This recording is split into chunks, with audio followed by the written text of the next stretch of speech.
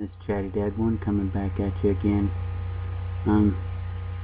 There's another story. It just burns me up. It makes my blood boil. This just really ticks me off.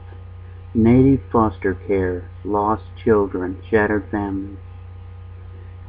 I mean, it's bad enough that they've got to live on reservations, but this is a frickin' travesty. This is uncool.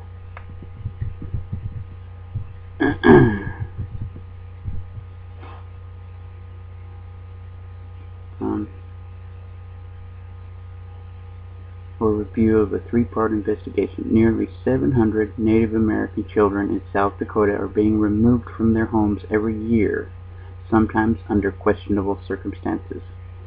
An NPR News investigation has found that the state is largely failing to place them according to the law. The vast majority of Native kids in foster care in South Dakota are in non-native homes or group homes, according to an NPR analysis of state records.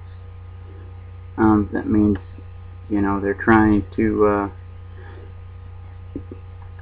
they're supposed to be putting these kids in with other Native American families, and they're not.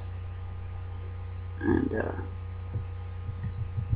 how they can go on there and get them and take them away is just beyond me, because they're sovereign nations.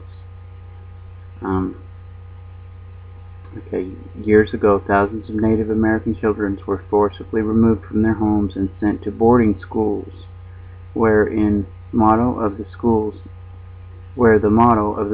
founder was "Kill the Indian, save the man." Children lost touch with their culture, traditions, and families.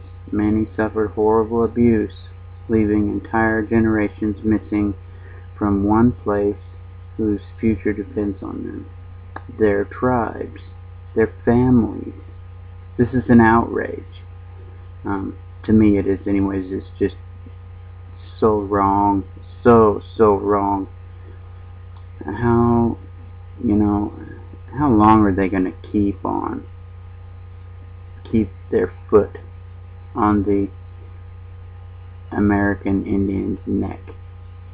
And this is just ridiculous. This is horrible. In 1978, Congress tried to put a stop to it. They passed the Indian Child Welfare Act, which says, except in a rarest circumstances, Native American children must be placed with their relatives or tribes. It also says states must do everything it can to keep Native families together. But 32 states are failing to obey by the act in one way or another, and an NPR investigation has found nowhere is that more apparent than in South Dakota.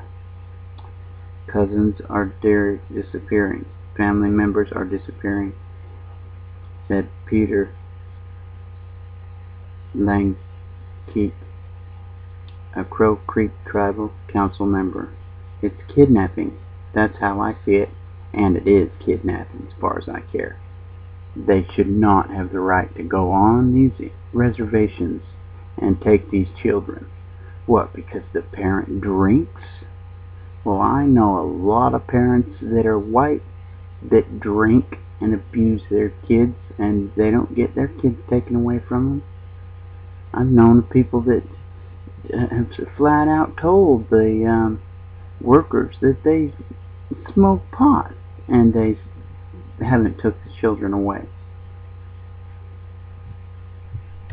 It's a frickin' racket. These big places take all these children in. They're like boarding houses, and they get a lot of money for this. Okay, it's nothing but a friggin' money-making racket, and they're doing it off the backs of these American Native Indians. State officials say they have to do what's in the best interest of the child. But the state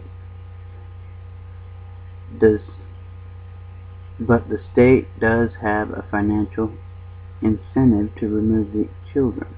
The state receives thousands of dollars from the federal government for every child it takes from a family. Isn't that bull crap? And in some cases the state gets even more money if the child is Native American. Well, I wonder why that is. The result is that South Dakota is now removing children at a rare rate higher than the vast majority of other states in the country.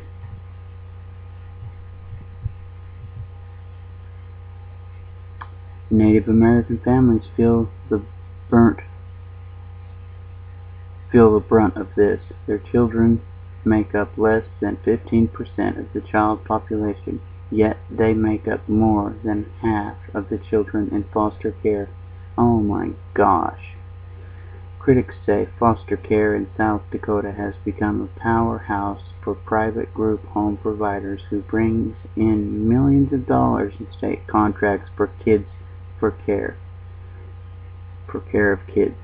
Among them, Children's Home Society, the state's largest foster care provider, which has close ties with the top government officials. What do you know about that? More corrupt government bull crap. Oh, this is so sad, y'all. This is so sad that we live in used to be the greatest country in the world, and still is, as far as I'm concerned. But this kind of crap needs to stop, and it needs to stop now.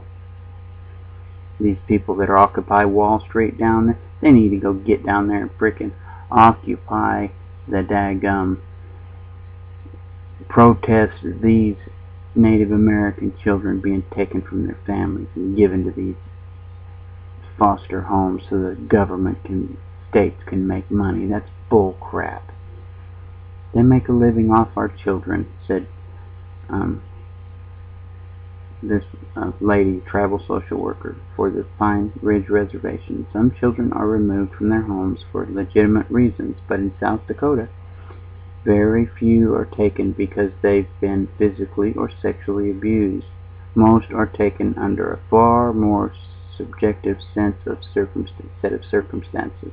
The state says that the parents are neglectful, but NPR investigations show that even Native American children who grow up to become foster care success stories, living happy, productive lives, say their loss of their culture and identities leaves a deep hole they spend years trying to hopelessly to fill. Okay, this is gonna happen to all you Latino families next. Okay, guys, this is where that's going, and this is bull crap. This is just horrible.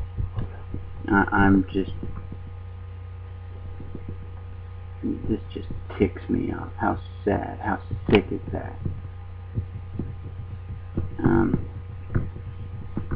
If you want to read more on these stories,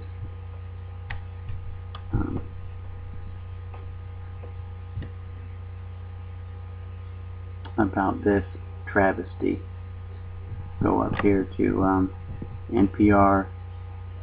Native foster care, lost children, shattered families. And you know what? That's exactly what they're trying to do, is kill the Indian, save the man. What a bunch of crap. What a bunch of crap. How terrible. Anyway, God bless y'all.